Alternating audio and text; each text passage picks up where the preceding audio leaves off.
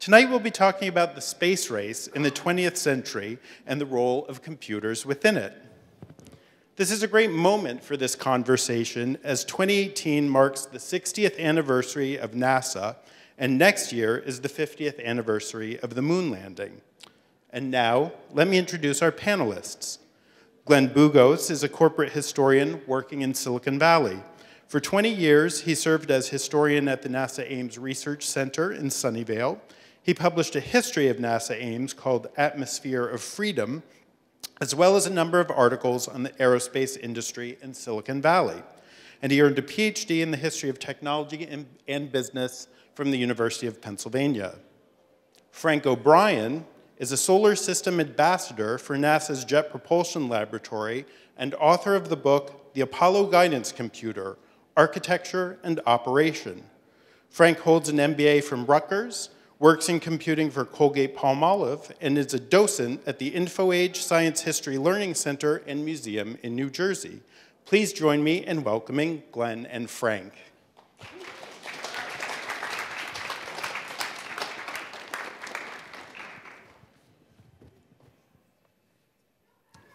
Thank you both for joining us. I thought before we should talk about the space race proper, it would be good to talk about what came before the space race. And in particular, I was interested to know, how did this combination of rocketry and space exploration develop in the 20th century? And when did the whole dimension of military power get added to that mix between rocketry and sort of scientific exploration? Either of you care to? Sure, if I'll start. So I'm looking at the audience, and it looks like most of you were not alive when NASA was founded 60 years ago, or when Apollo 11 touched ground almost 50 years ago. So just so you know, when I'm talking about the space race, it's that period basically between the founding of NASA and then the decade after that when NASA was able to land a person on the moon. Prior to that, of course, there were elements of a space race, and that's largely what David's question is about. So rocketry really started as sort of a club activity. Geeks who were interested in seeing how things exploded in a very controlled way such that they could get off the ground. And in every major country, there were rocket clubs. In the Soviet Union, in Germany, in the United States, notably the JPL laboratory formed as a group of guys who were just interested in seeing how rockets worked. And that was sort of the background to how rocketry developed. Robert Goddard was another person, wasn't part of the club. He was very individual, working on his own, privately, much like the Wright brothers were developing aircraft, but very much involved in communicating with a lot of different people. So it really was this club sort of environment, this driven by science fiction, this belief that we could go to the moon and to Mars. What was driving them? They were very definitely on the fringe of society.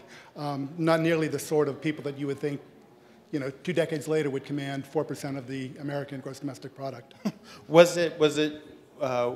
So would it be fair to characterize these as amateurs doing this activity kind of on their own, piecing together funding as they could? Yeah, you could call them amateurs, but in fact there was a private component to it. I mean, they were getting money. There were private philanthropies within the United States. There were equivalent philanthropies in the other countries that were funding the rocket developers, thinking that at some point this was going to be a technology that was really going to take off. Let's start developing it, let's put in some seed funding and see ultimately where it goes. It really wasn't until World War II when the Nazi military started funding von Braun that rocketry really became part and parcel of the defense program. The guys at the Jet Propulsion Laboratory started working on jet-assisted takeoff for aircraft, which also had a military component to it, and gave them some funding to develop their basic knowledge of how rockets work. Right. How big of a factor was kind of science fiction and visions of space travel in motivating this rocketry community? I think it was very powerful. And here I'm going to jump ahead a couple of years. So we started talking about the military. And the military sort of, was very important during World War II. Right after that, sort of took a back seat as they were trying to figure out what sounding rockets like the V2 could do in, exploring the atmosphere. And, but it wasn't really rocketry wasn't really developed as a hardcore military apparatus really until the ballistic missile program came along in the early 1950s, when the Navy and the Air Force and the Army really started developing missiles, and rocketry really became a hardcore part of military expenditure. So, but you were talking about the dream, and I want to mention a dream because it's very important. So von Braun, who developed rockets at what is now the Marshall Space Flight Laboratory in Alabama, came to the United States. He was one of the Nazi rocketeers, driven very heavily by science fiction, and allied himself with the Nazi Army and then with the American Army as a way of developing rockets. But the entire time he had dreams of going into space, developing a space apparatus, an architecture. And he expressed this, what we now call the von Braun paradigm, which is basically this idea that if you really want to develop a long-term, enduring space architecture activity, what you do is you start, in steps. You do it slow and steady. You start with expendable rockets, and you develop single-stage to orbit rockets, reusable ones. Then you develop spacecraft that, again, are reusable. Once you've got that infrastructure down, then you develop a space station in low Earth orbit. Once you've got that, then you've got a stepping stone that will take you to the moon. Once you're at the moon, then you develop the capability to go to Mars. And he expressed this, I mean, it was not unique to him. Everybody within the sort of club rocketry environment was thinking the same sorts of thoughts, but he had a contract with Collier's magazine, which led to a documentary with Walt Disney that suddenly, in the early 1950s, made everybody aware of his dream of how spaceflight needed to develop. And in particular, the vision was of going to Mars, is that correct? It was, yeah. Mars has always had a fascination. Though let's not downplay Venus. I mean, it really wasn't until we discovered runaway greenhouse effects on Venus in the early 1970s that we completely shifted. Yeah. Frank, before we move into the era that Glenn was defining as the space race proper, if you will, the first 10 years of NASA, let's say, from 60 to 50 years ago, when did computing enter into the whole space and rocketry scene? Well, of course, we always had computers on the ground doing a lot of the computations, replacing a lot of the women that you saw in Hidden Figures and such, because computing the kind of trajectories, the kind of math that you needed was getting more and more complex. It just simply couldn't be handled manually with people with pencils and papers and calculators and that kind of thing. So we always had a reasonably large presence of computing on the ground. The real breakthrough is when you start putting a computer in a spacecraft. Now, we think of like, oh my God, the shuttle and so many of the other systems that we've put up today are just inoperable without a computer. But the very first space flights, the Voskhod and the Mercury, had absolutely no computation on board at all.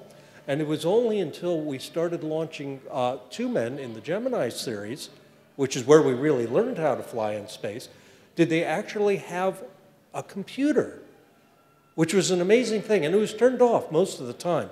The only thing that it took care of was if you were going to be joining up with another vehicle, a rendezvous, so that they could dock and practice that.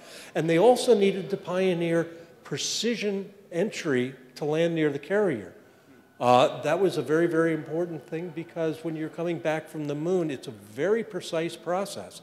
And you have to be able to do it with a certain amount of lift and targeting and such.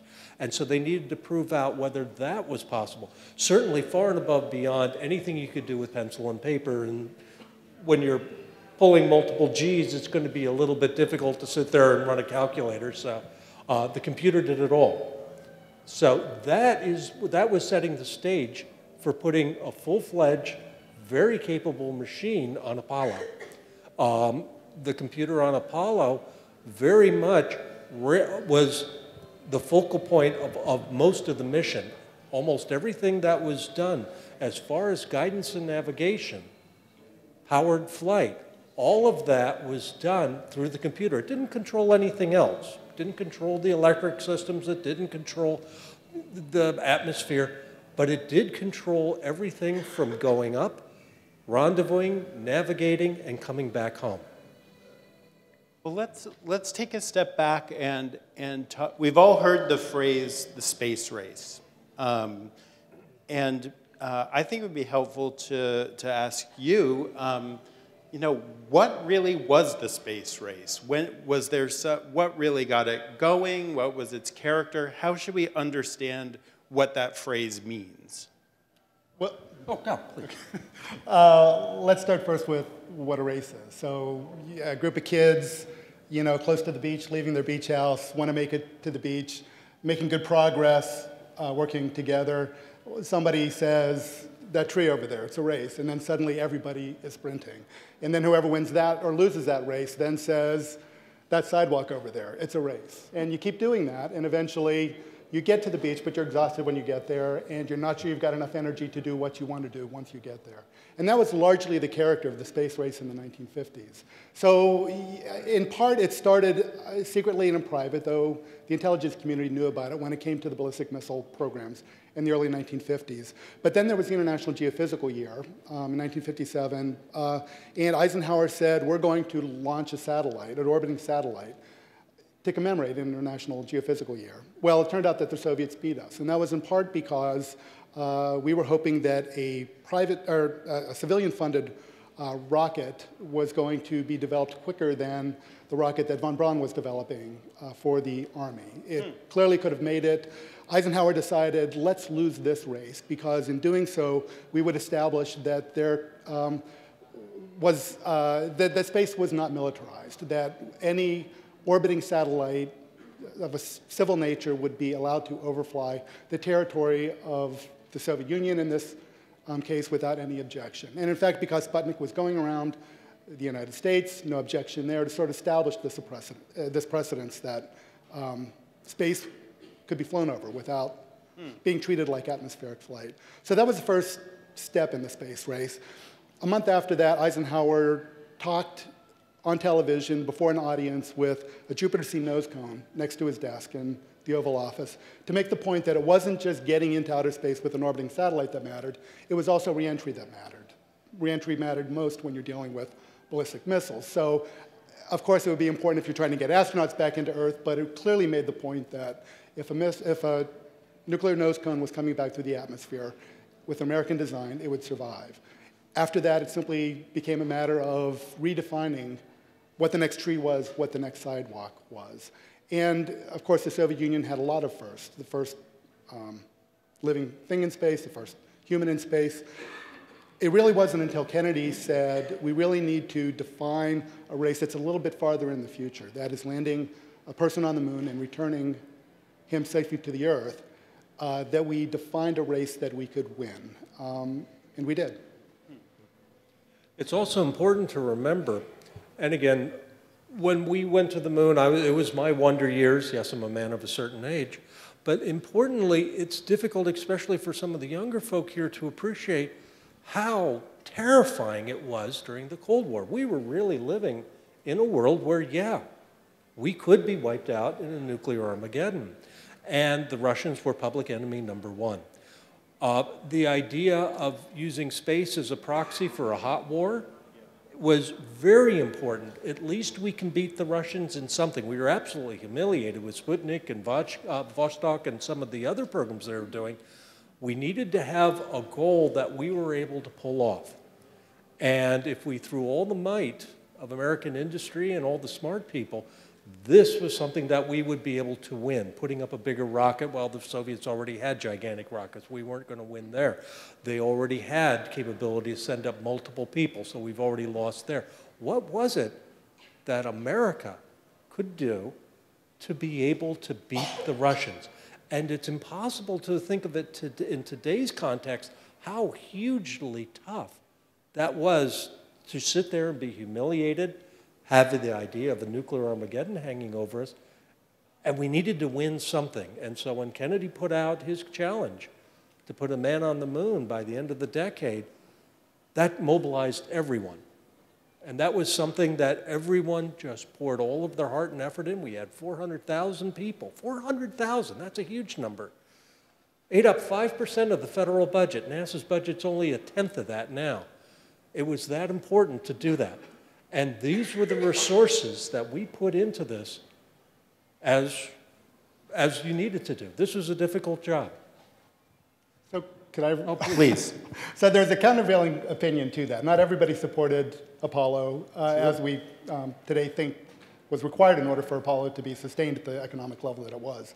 In fact, up until 1962, there was a group of aerospace engineers who had come through what was called the National Advisory Committee for Aeronautics. The NASA Ames Research Center down in Sunnyvale, that's where the big hangar is, where the skin's now off. That was the second NACA laboratory. And there they would do a lot of the fundamental engineering that needed to be developed in order for us to get to space, along with what von Braun had been envisioning, that slow, steady progress with measurable steps. A big distinction there is whether or not you thought that a dumb ballistic capsule was going to be what got us into space and back, or whether a reentry, a winged vehicle, like the space shuttle ultimately came to be, was what we should be developing. Mm-hmm. And there was an enormous cadre of aerospace engineers who thought that the reentry vehicle, like the shuttle ultimately became, should be that next step, that we should not be sending humans into space and developing the capability of doing ballistic landing until we had this lift-glide vehicle so that we could continue along that particular path. But Kennedy's announcement and the way the Congress responded to that basically shifted America into the space race that was defined by Apollo. So if the race to the moon kind of was a fork in the road from going from the stepwise kind of gradualist movement of people into space that von Braun envisioned, was it the case that with the race to the moon, that the technologies that would need to be developed for doing that, were those also relevant to this kind of proxy race about nuclear missiles and military power? In essence, were the technologies to get to the moon important technologies for also having good nuclear missiles? Well, one thing about the moment in time, this was unique in that we were just beginning to be capable of doing it. For example, if I was the Wright brothers trying to do aviation 10 years prior, it probably wouldn't have worked. We really didn't have internal combustion engines in the late 1890s that worked well. We didn't know as much, and there wasn't a lot to know, about aerodynamics. There wasn't a lot of technology for them to do it. Flash forward 10 or 15 years to 1903, and they were able to do just barely what was capable with the knowledge and the resources they had. Going to the moon was the same thing. We really didn't have a great idea. I mean, conceptually we did. Mathematicians had it all figured out. Engineers knew we could. But to actually implement it, to do the structures and the rockets and the computing and all the rest, was something that was unique right at that period of time. We couldn't have done it 20 years prior. 20 years later, it wouldn't have been a big deal. So actually, I sort of agree with Frank in terms of addressing your question. Yeah. That the basic infrastructure that was developed because of the investment in Apollo did in fact help the military across the board in developing aerospace technologies that became valuable in a lot of different ways. I think what a lot of people don't remember is that there are actually 3 strands of precursor technologies that went into making Apollo a success, and you sort of need to look at them independently. First off, there was the Saturn V rocket, the biggest rocket ever developed. I mean, many magnitudes above what the sort of rocket technology was for ballistic missiles. In addition, there was the Mercury and Gemini programs, where navigation and computing largely developed. They sent astronauts into space, 1 with Mercury, 2 with Gemini, where they learned how to dock, how to do the rendezvous, how to do extravehicular activities. Right. And then there was a series of scientific precursors that had already been set into place in the late 1950s that would basically explore the moon. So everything we had learned about the moon, and it was a fair amount, up till 1963, really came from seeing it from a distance. The sort of information you could glean from looking in the planetarium here, or that is reflected there. But suddenly, with the Ranger program, we sent an impactor to the moon. We actually knew that the rockets we had could hit the moon. And on that, we put a television camera that got very short clips of the cratered landscape as it was coming down. That was then followed by the lunar orbiters, which showed that we could not only get to the moon, but also place an aircraft in orbit around it and image it, take a map of it so we know where we might want to land, and then that was followed up by the surveyors, which actually landed on the moon and sent back crucial engineering data. I mean, up until that point, spacecraft designers were thinking that the surface of the moon might be too soft, too dusty for a spacecraft to actually land. Suddenly we had the engineering data that made that landing possible. So there's a lot involved, a lot of different strands of technology involved in making Apollo happen. All of them contributed to the development of the aerospace capability within the United States. Right. I was fascinated in reflecting on it, that these core technologies, you know, good rockets, good spacecraft, and kind of automated landers, if you will, are still these appear to me from the outside to be the cornerstone of space exploration to this day. You know, do you feel that that's the case? Well, we're always going to need to do the initial reconnaissance, for lack of a better word, of any new world. Up until a couple of years ago, we had absolutely no idea what the surface of Titan, of Pluto, some of the other bodies in the solar system that now are actually getting to be quite familiar to us. Without that advanced recon, just if anything, just a few pictures and a few scientific measurements of composition and all, we would be going in blind. So it is a natural order of things where you do have to go find out what's over the next hill. Oh, that's interesting. And from there, then you design the next round, just like what we did with the impactors, the Ranger series. We have an idea. Now we have enough information to build a lander. Now we have enough information to do the next step, which is to put a man there. So it's a very natural progression of learning and exploration. And the nice thing is a lot of that precursor work, that reconnaissance effort, goes under the cloak of science. Right. We want to learn about these different bodies in our solar system. In doing so, we develop the capability to eventually go there and explore. Right. Well, it also seems that in addition to these technological challenges, there's a huge organizational challenge of devoting such a huge fraction of, you know, the nation's wealth to a project like this, in addition to organizing such a gigantic, multifaceted effort. Could you speak a little bit about that social challenge and how NASA was NASA created essentially to address that social challenge of getting to the moon, or?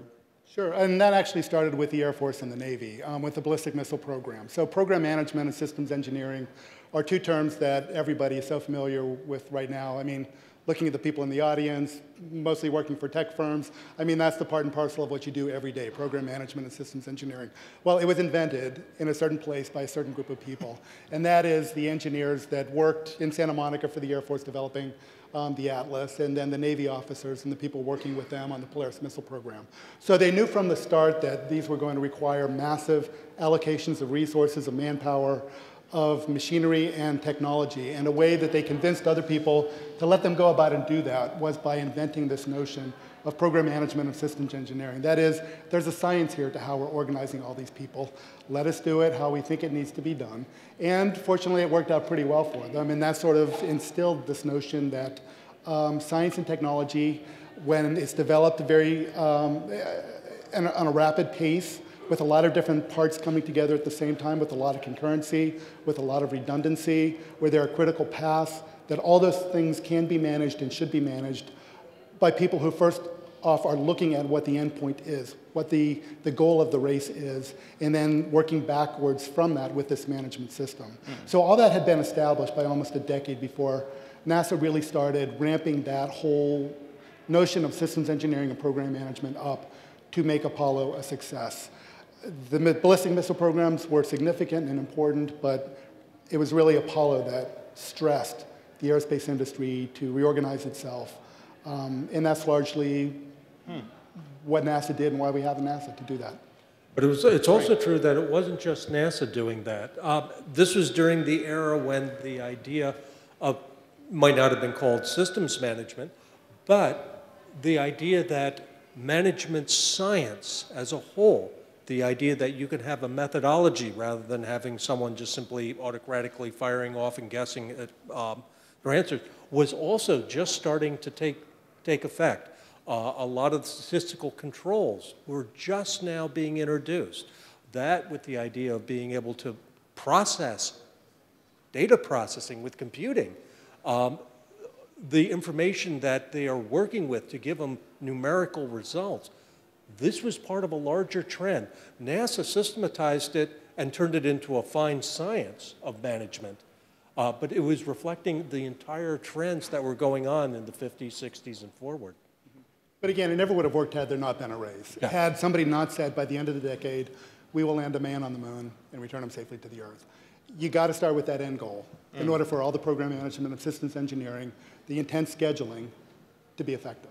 Yeah. Otherwise, you're thinking, you're developing products, you're doing testing iteratively, but you don't get to that one race point.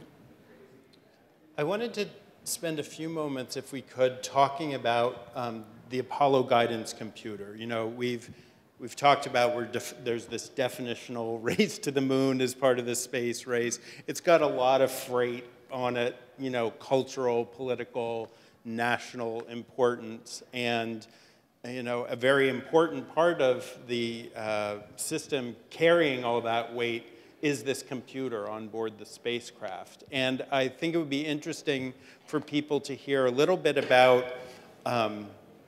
just about what that computer was, you know, how it compares to computers that we know today, and how it was able to, you know, bring people to the moon and back. Well, one of the things when we're talking about flights to the moon is that there's superlatives on just about every aspect of the project. We're talking monstrous rockets, temperatures, pressures, thrust, numbers that start going beyond everyday comprehension. Here we have an interesting product that is small. It was only a cubic foot, and you can't see what's inside. You can't see the software. This is a little bit different thinking than when you can go up and see something physical 36 stories high of a moon rocket. And it's all being driven by a little bigger than a bread box. The computer itself drove every major phase of the mission. Specifically, what we have to do is get off the ground, get launched to the moon, go into orbit, land, rendezvous when we're done, get ourselves back home, and enter the Earth's atmosphere. All of this was done with a rather limited machine. Now, it's very, very, very easy to say, oh, geez, that was, and it was almost 60 years ago when the design first started. You know, my watch has got more computing power than the computer that took men to the moon, right? Right? My microwave, my calculator, and we're not talking fancy calculator, we're talking old computers, old calculators. I make the argument, and since I'm making it, I'll stick to it, it's about as powerful as this. Oh, it's okay to say this has got a faster processor and more memory. But you look at what the idea of what computing, complex computing is all about, which is the idea of running multiple programs, managing lots of devices, doing all the housekeeping that you need to have in a computer. And the Apollo computer did it all. You need to have a way of interacting with it. You need to have a way of updating it. We were able to do all of that. And so it's really bad urban legend to say that, oh, my little watch here is about as powerful as what took us to the moon. I look at my watch and it says that it's a little after 8. All right, it's now a minute later. This is not a really high-functioning device. Here we have something that was running multiple programs, doing all the stuff that we expect our cell phones to do and do well. But to have that kind of capability was necessary for us to get to the moon. Go. I recently was lucky enough to do an oral history interview with Dan Likely, one of the people who wrote some of the software for this computer. specifically the program for reentry. And what was astonishing to me is that that project for writing that program was figuring out kind of like, what are the equations for the reentry of a spacecraft? You know, that's not something that he could just go and, you know, get the book off the shelf, you know, but they were that the people making the programs for this computer were also kind of figuring out the basic engineering of some of these really important dimensions of the space flight. A lot of the learning for Apollo, remember, was all developed in the prior program, the Gemini program. And with that, they knew in general how to do rendezvous, how to go through the atmosphere and hit a very specific target. Apollo only landed a couple miles away from the carrier every single time.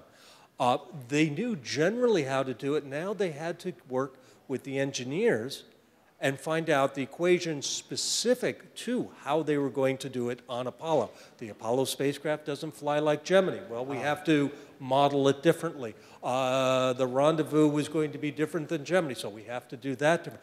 The basic concepts, a lot of the arithmetic was understood, but then you have to mechanize it into the software for this particular system, for not just the system of the computer, but for the system of Apollo. So there was huge leaps in there. The computer became sort of a major character in one of the most, I would imagine, one of the most dramatic moments of the moon landing during the actual kind of descent of the spacecraft to first land on the moon. Could you talk about how the computer kind of inserted itself into the frame for that? It had its 15 minutes of fame.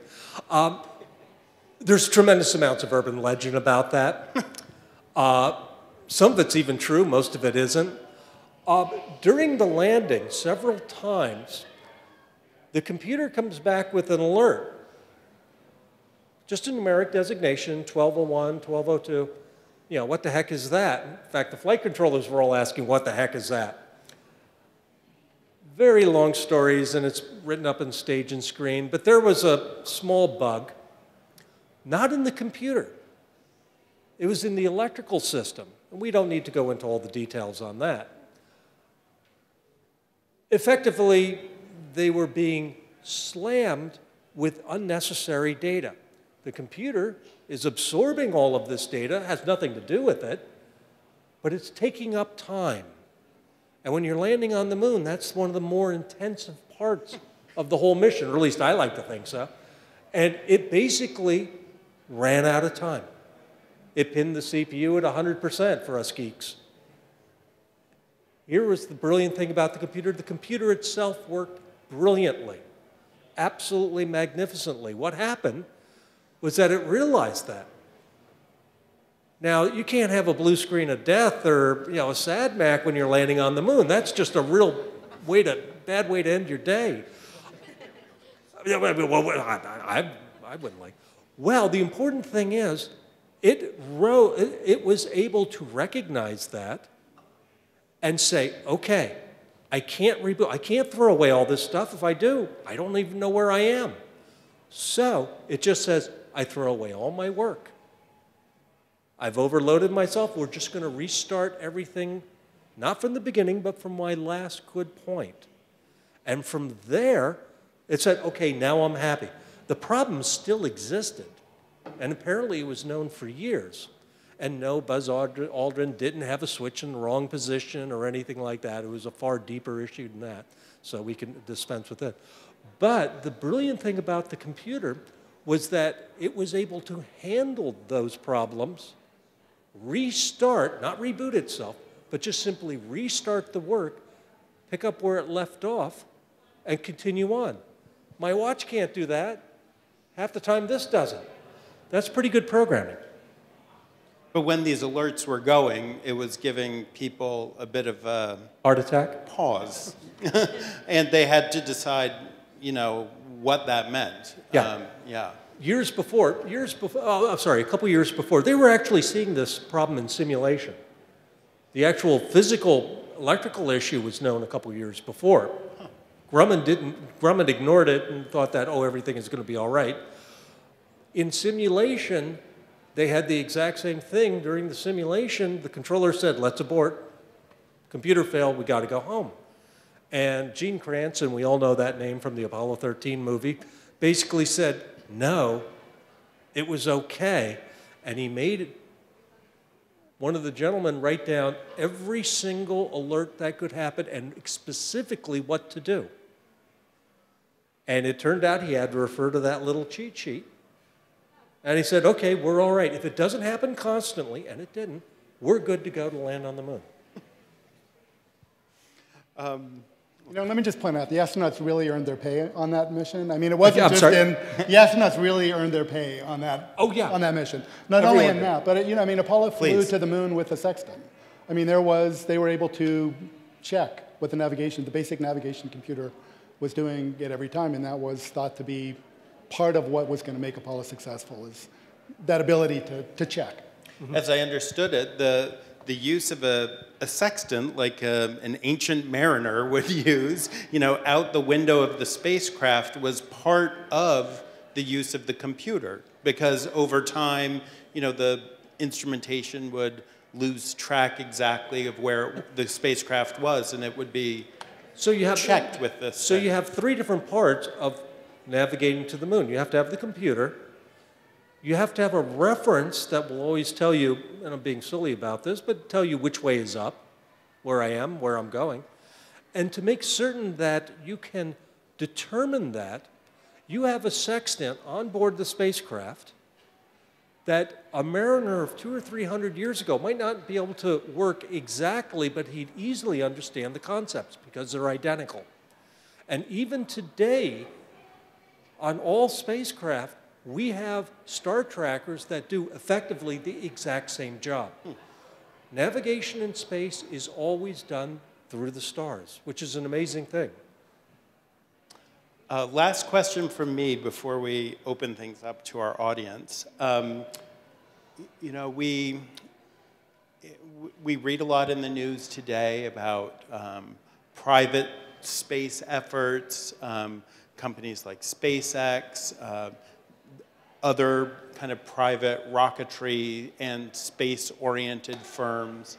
And historians always love this, this question about continuity and change. You know, what's the same, what's different? And I'd be interested to hear your perspectives on, you know, for today's moment in humans in space and space activity, you know, what is the same and what is different from the space race? There's a lot of different ways of going at that question. The first is the continuity and change. If you look at the long space age, which an economist named Alec McDonald has done, you really see a lot of private funding in thinking about space exploration, the development of observatories, the development of the basic rocketry, until the governments became involved and largely, as I would suggest, distorted what space exploration, that basic architecture, was all about. We're now getting back to that phase where there are private individuals rather than governments largely driving what's happening. And I think that changes dramatically the nature of the architecture that we're developing. Another thing is we're kind of now that the generation that made Apollo happen, and they deserve all the congratulations we should give them, are sort of fading into the background. We're able to think a little bit more about what was lost through Apollo. You know, we went from Apollo, Nixon shut down the Saturn V, a perfectly good rocket, in order to free up a few $1 million to fund the space shuttle, which then took a decade to get astronauts back into space. You know, Bush shut down the space shuttle program to free up a little bit of extra money for what's now SLS. America is no longer, I mean, we call ourselves a spacefaring country, but we have no means to get astronauts into space. And in large part, I think that was because of the boom and bust mentality and this notion that the government's got to be doing big things in order to be successful at space. So I think when you look at the private, you know, the Bransons, the Musks, the Bezos, the Allens who are going into space, I think they understand that there is much to be lost by proclaiming a race. You know, these are guys with big egos, but they're also understanding that they need to do this in measured steps. I mean, Bezos, you know, motto for his firm is, you know, stepping gradually but ferociously. Right. You know, I mean, this notion that if we're going to stay for the long term, we've got to do it with this notion of low Earth orbit, reusability, cheap, you know, reusable technology. Right. Establish a low Earth orbit, and then you get to Moon and to the Mars. Musk clearly wants to get to Mars, and he probably could do it if he stopped supporting NASA's commercial space efforts and just devoted all of his attention to that. But he understands that that kind of race, you lose something with that. Yeah. Please, Frank, go ahead. Oh, one thing about commercial space is that, again, it's kind of parroting and mimicking what we see in the rest of industry, especially in the computer industry. We're very comfortable now with going out to the cloud and getting all of these things, either hardware as a service, software as a service, et cetera, et cetera.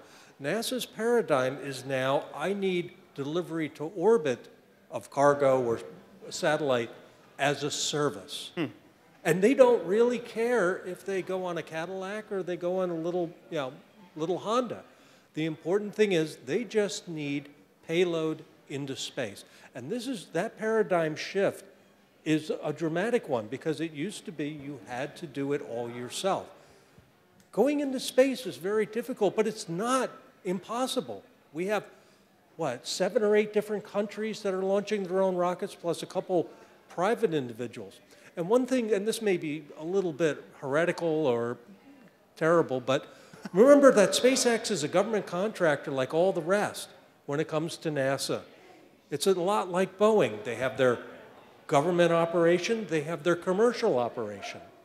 And there's no magic on it. He needs to be successful, and I hope to God he's successful, to accomplish his next dreams. He may be rich, but he's not that rich. So.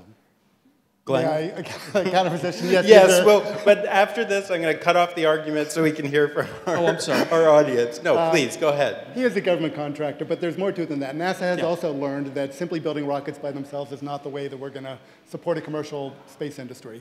The analog that NASA was using in funding commercial space to the station was airmail. That's largely what the post office did in the 1920s to get passenger routes established in the United States. You give contracts to aircraft companies to carry the mail to different places, and in doing that, they'll have enough of a profit that they could develop it in other areas.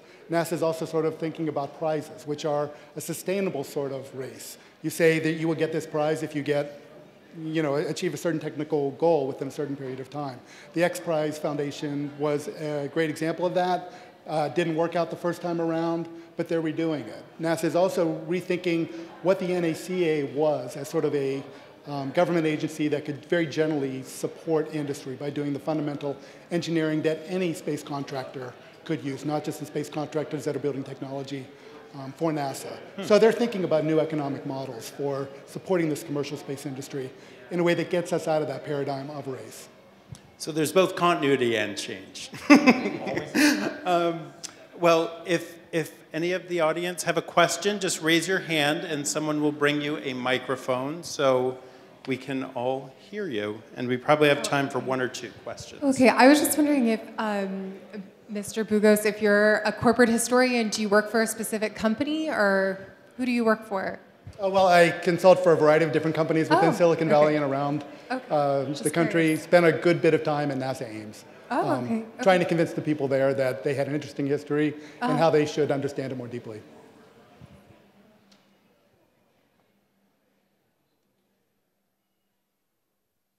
My question, apologies, is going to delve a little bit into science fiction, but one thing that struck me that you mentioned was the Wright brothers and kind of how all of the technology kind of lined up with the moon landing for everyone to be able to make that happen.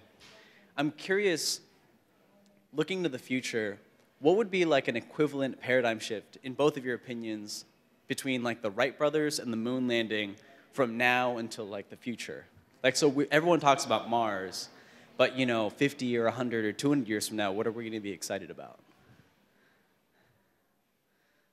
In your opinion? I know that's it's a tough one. Fantasy, like, but. Meaning, what would we see as like interesting? What would be like an equivalent jump from the Wright brothers to the moon landing? here to the future? You know, I can't imagine that the people working on powered flight at the time of the Wright brothers were thinking about landing on the moon. You're right. I mean, that's a completely different mindset in the realm of science fiction. You know, I got to imagine that pretty much everything has been thought of already in terms of exploring and settling the solar system. Or at least my imagination can't think of what has not already been expressed by the science fiction writers. That's such a great question, and it's easy to sit there and pick apart and say, oh, well, the big paradigm shift is when we are able to send a number of crews to Mars. I think that's probably the operative goal right now. But in a sense, the idea of putting your foot on another body in the solar system, well, we did that 50 years ago, and it gets back to what you're saying, that we've thought of all this. It's just, you know, walking on the surface 2.0. And that's a little bit flip, but if you want to do some sort of, or imagine a dramatic paradigm shift, the only thing I can come up with is that we discover some sort of more than bacterial life, which would then completely upset the apple cart of everyone's mindset. If we were able to, and again, it is science fiction, but if we were able to find someone or something, and I don't know if the phrase would be carry on a conversation, because who knows what that conversation would look like, but yeah, that would be the next paradigm shift. That's about as good as I can come up with. But here's another way of thinking of that. The Wright brothers flew in 1903, so 115 years ago. Apollo landed on the moon 50 years ago. So basically that 50-year period is what we're living in now. So if that paradigm shift hasn't happened at this point in the 50 years since the landing on the moon, we haven't gone back, you bear some of the blame for that as well. I think everybody needs to think about what it is that we want out of space exploration and start making sure that happens, because we're sort of in a holding pattern right now. Well, with that, I'm afraid we'll have to end our question and answer session. And won't you join me in thanking very much Glenn and Frank?